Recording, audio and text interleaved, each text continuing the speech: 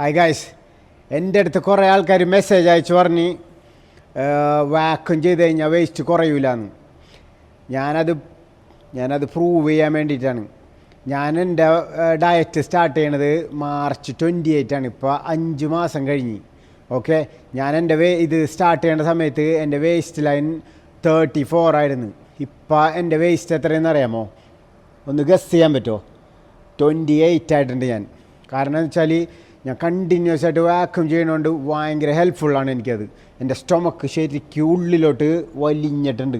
നിങ്ങൾക്ക് നോക്കി അറിയാൻ പറ്റും, ഞാൻ നോണ പറയണല്ല. നോക്കിയേ, അത് നമ്മൾ ബ്രീത്ത് എടുക്കാണ്ടിരിക്കുമ്പോഴല്ലെങ്കിലും ഈ സാധനം ഉള്ളിലോട്ട് വലിഞ്ഞിരിക്കും.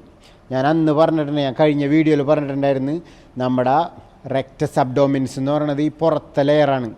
ഇത് 6 പാക്ക് മസിലാണ്. ഇതിൻ്റെ അടിയിലുള്ള ലെയർ ഉണ്ട് വേറെ, അതിനെ പറഞ്ഞത് ട്രാൻവേഴ്സസ് അബ്ഡോമിൻസ് ആണ്. ഈ വാക്വം ചെയ്യണത് ഈ ട്രാൻവേഴ്സസ് അബ്ഡോമിൻസിനെ സ്ട്രെങ്തൻ ചെയ്യും, അതിനെ നമ്മൾ ഉള്ളിലോട്ട് പുൾ ചെയ്യും. അപ്പോൾ കണ്ടിന്യൂസ് ആയിട്ട് വാക്വം നമ്മുടെ ലൈഫ് സ്റ്റൈലിൽ ആഡ് ചെയ്യണമെങ്കിൽ ശരിക്കും വേസ്റ്റ് കുറയും. ഗായ്സ്, ട്രസ്റ്റ് മീ, വല്ല ഞാനിത് പ്രൂവ് ചെയ്താണ്. എൻ്റെ വേസ്റ്റ് നന്നായിട്ട് കുറഞ്ഞിട്ടുണ്ട്. അത് ഞാനതിൻ്റെ കുറച്ച് വേരിയേഷനും കൂടി കാണിക്കാൻ വേണ്ടിയാണ് വന്നത്. ഇത് ഞാൻ കാണിക്കാൻ പോകുന്നത് ഒരു സിമ്പിൾ വേരിയേഷനാണ്. അതായത് നമ്മൾ ജസ്റ്റ് എവിടെയെങ്കിലും ഇരിക്കുക. ഏറ്റവും നല്ല ടൈം എന്ന് പറഞ്ഞാൽ മോർണിംഗിൽ എംപ്റ്റി സ്റ്റൊമക്ക് നമ്മൾ ടോയ്ലറ്റിങ്ങൊക്കെ കഴിഞ്ഞ് എന്തെങ്കിലും കോഫിയോ ഭക്ഷണമൊന്നും കഴിക്കണതിൽ മുന്നേ ചെയ്യണമായിരിക്കും ഏറ്റവും ബെസ്റ്റ്. നമ്മുടെ സ്റ്റൊമക്ക് എംപ്റ്റി ആയിരിക്കുന്ന സമയത്താണ് നമ്മൾ ചെയ്യാൻ ഏറ്റവും ബെസ്റ്റായിട്ടുള്ളത്.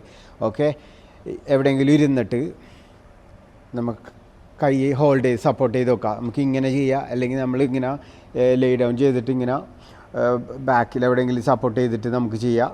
ഓക്കെ, നമ്മൾ അതിന് തന്നെ ബ്രീത്ത് കംപ്ലീറ്റ് ആയിട്ട് എടുക്കാം. എന്നിട്ട് സഡൻലി ബ്രീത്ത് ഔട്ട് ചെയ്യുക. അങ്ങനെ ബ്രീത്ത് ഔട്ട് ചെയ്ത് കംപ്ലീറ്റ് കഴിഞ്ഞിട്ട് നമ്മൾ വയറാണ്ട് ഉള്ളിലേക്ക് പയ്യെ വലിച്ചങ്ങോട്ട് പിടിക്കണേന്. ആദ്യം ഇത് ഇത്ര ഈസി ആയിരിക്കില്ല. ഇപ്പോൾ ഒരുപാട് വയറൊക്കെ ഉള്ള ആളുകൾക്ക് ടഫായിരിക്കുള്ളൂ. പക്ഷേ അത് ഗ്രാജുവലി നമ്മൾ ചെയ്ത് പ്രാക്ടീസ് ആവണം. പ്രാക്ടീസ് ആയി കഴിയുമ്പോൾ നമ്മൾ 1 മാസം 2 മാസമൊക്കെ ചെയ്ത് കൺസിസ്റ്റൻസി വേണം ഇതിനകത്ത്, എന്നാലേ ഇത് നടക്കുള്ളൂ. ഇങ്ങനെ കൺസിസ്റ്റൻ്റ് ആയിട്ട് നമ്മൾ ചെയ്ത് കഴിയുമ്പോൾ ഇല്ലേ, ഇത് ശരിക്കും ഉള്ളിലേക്ക് വലിയും. ഓക്കെ, അപ്പോൾ ഇത് ഞാൻ കാണിച്ചു തരാം. ഇങ്ങനെ സപ്പോർട്ട് ചെയ്ത് പിടിക്കുക, ബ്രീത്ത് എടുക്കുക, സഡൻലി ബ്രീത്ത് ഔട്ട് ചെയ്യുക.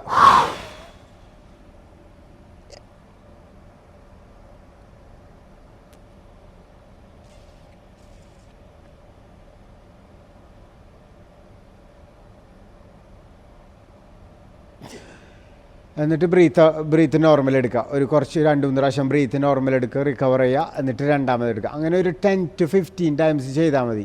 ഇത് ഒരു വേരിയേഷൻ. പിന്നെ വേറെ ചെയ്യണത് ഞാൻ പറഞ്ഞ പോലെ തന്നെ നമ്മൾ ബാക്കിൽ എവിടെയെങ്കിലും സപ്പോർട്ട് ചെയ്തിട്ട് ഇതുപോലെ തന്നെ ബ്രീത്ത് എടുക്കുക, ബ്രീത്ത് ഔട്ട് ചെയ്യുക, സക്ക് ചെയ്യുക.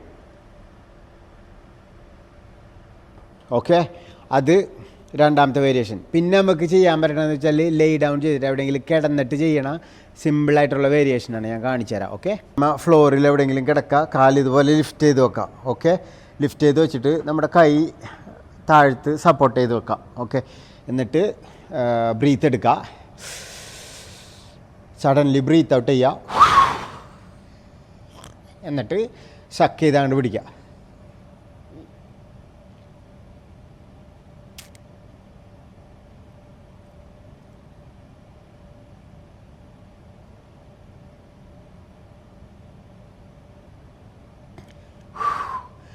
റിലാക്സ് ചെയ്യുക. ഇതുപോലെ തന്നെ ഒരു 2-3 പ്രാവശ്യം ചെയ്യുക. 3 പ്രാവശ്യമല്ല, ഒരു അറ്റ്ലീസ്റ്റ് ഒരു 10 to 15 ടൈംസ് എങ്കിലും നമ്മളിത് ചെയ്യണം ഡെയിലി. അപ്പോൾ അങ്ങനെ യൂസ്ഡ് ആവും.